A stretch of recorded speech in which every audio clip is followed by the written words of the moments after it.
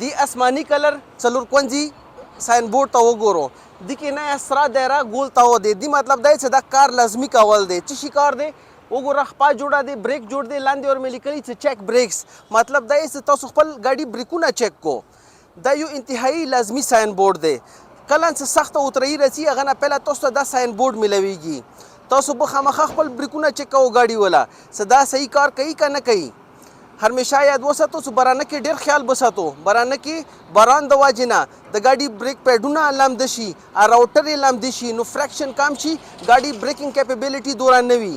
ګاډي بریک چیک کوونې څه کوم دی یا څو طریقې دي لکه ته پیډل بریک چیک کې څه وګورې دا ګاډی صحیح بریکینګ کوي که نه کوي ګاډی صحیح ودروي که نه ودروي هغه نه علاوه که ته ډېر وخت نه په اترۍ مې ډرایوینګ کوې ته یا بریک استعمال کړی دی نو دا ګاډی سایډ ته ودروه او دا ګاډي ویلونه چیک کړه څه دي نه د بریک لیدر ولا بوی خو نه څي که څي نو دا ګاډی سایډ ته ودروه چې دا لږ یخ شي برابر شي هغه د بعد ډرایو وکړه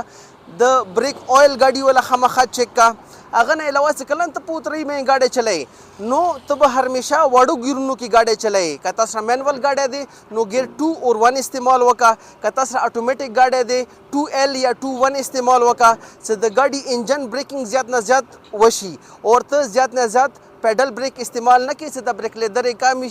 ګرمې شي او دغه چې کوم دی بریک فیل شي او اکسیډنټ وشي همیشه یاد ساتو چې کله تاسو ته دغه بورډ میلاو شي تاسو بریکونه چیک کوو ګاډي والا او هغه د بعد تاسو احتیاط سره ډرایوینګ کوو او ډرایولوجي سبسکرایب کوو چې تاسو ټول محفوظ وو مننه آباد اوسو